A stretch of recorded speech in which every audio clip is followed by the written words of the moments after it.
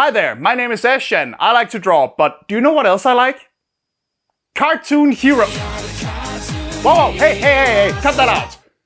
I'm so close to being monetized. Don't screw this up for me now, okay?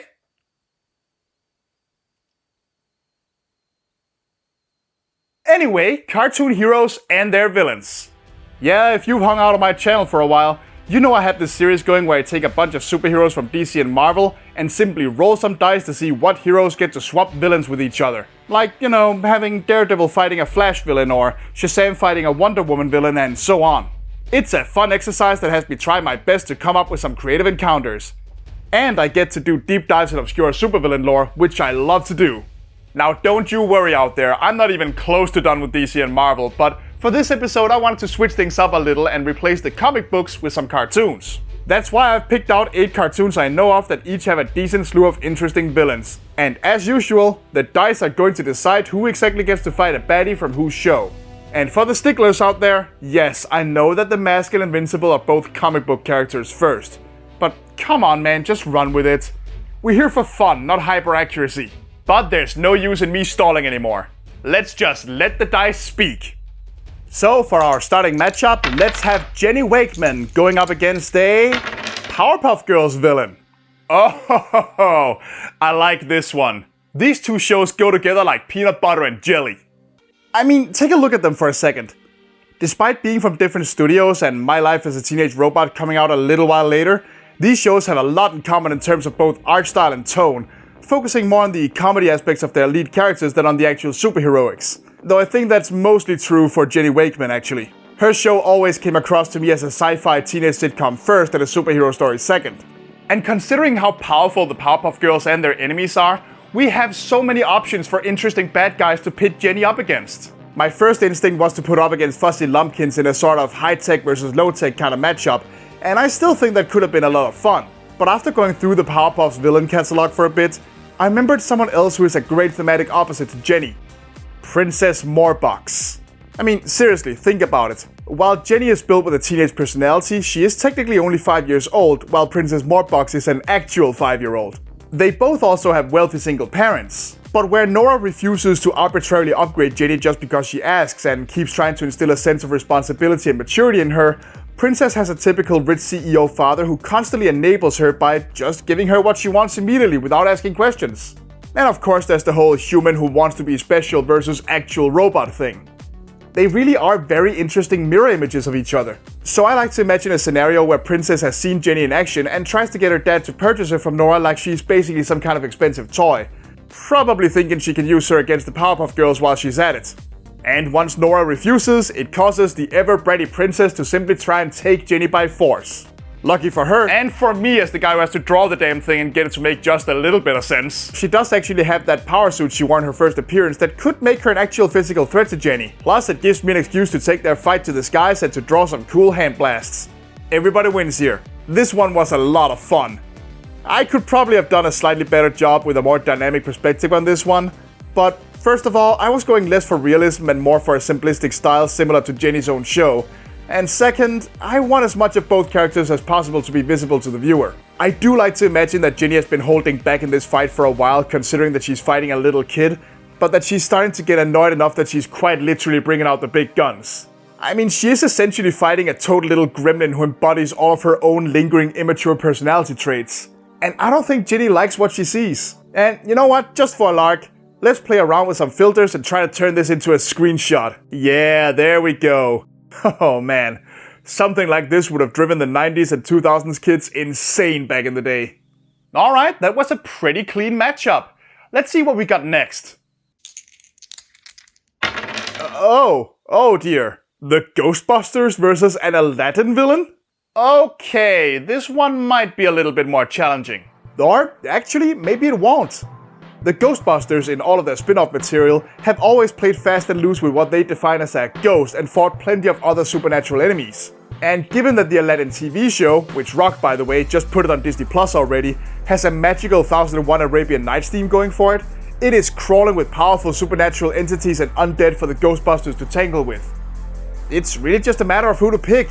Like, should we take Mirage or Chaos or maybe I Am a Ghoul?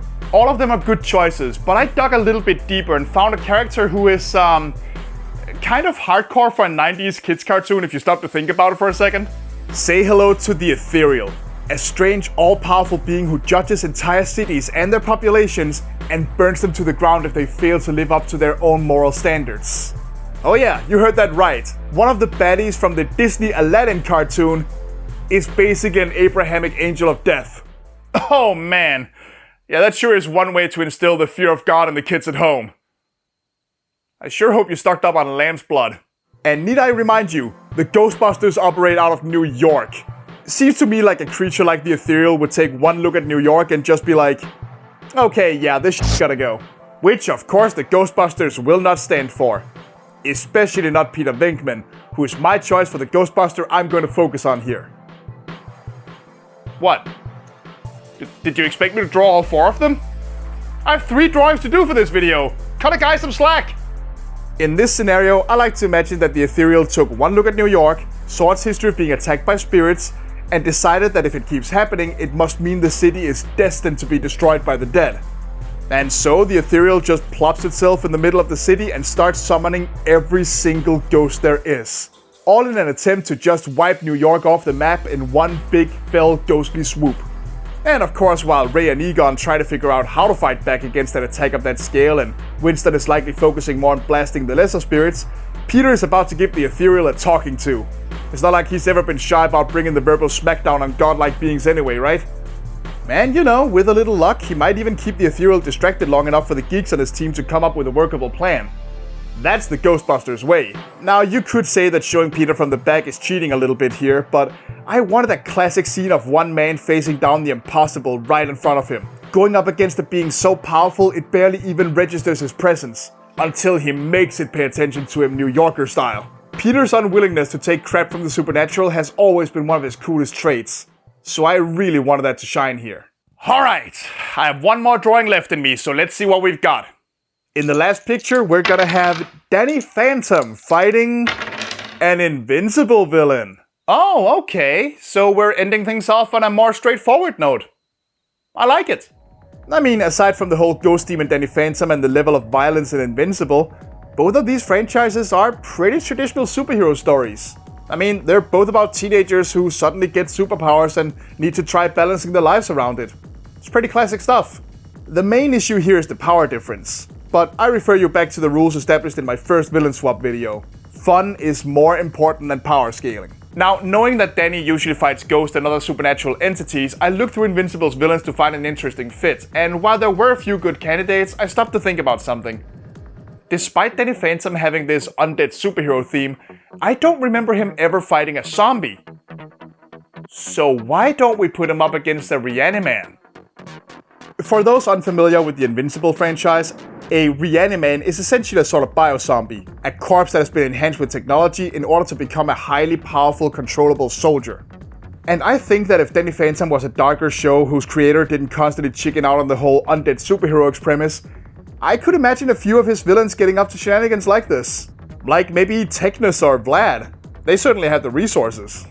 Now, Invincible is so powerful that he usually fights hordes of these guys, but let's imagine a scenario where there's just one. Not only is the Reaniman going to be a tough customer since he's a more physically powerful foe than many of Danny's usual villains, but there's also an interesting twist in that these two are going to have a pretty hard time actually hurting each other directly. Remember, Danny can phase through most physical attacks, but he doesn't really have the raw strength to fight back in a big way, and a lot of his abilities aren't going to work on a biozombie.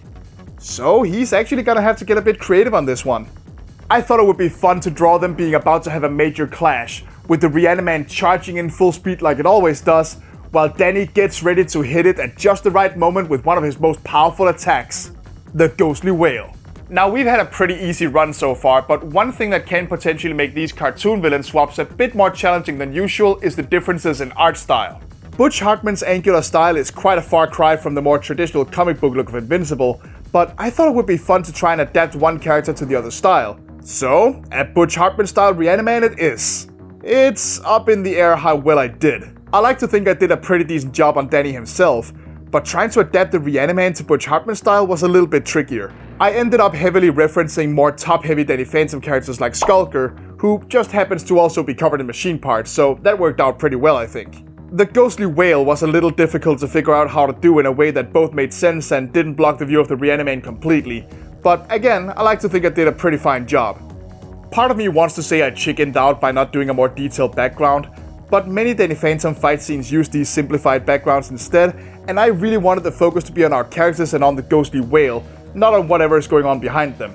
Either way, Danny is in for the fight of his life. Or afterlife. Whatever, it's muddled. But I want to know what you think. Which one of these was your favorite? What villains would you have picked? And what kind of matchups do you hope to see in the future?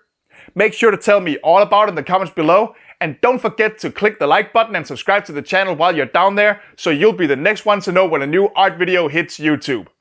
And until that happens, I'll see you there, folks. Bye for now.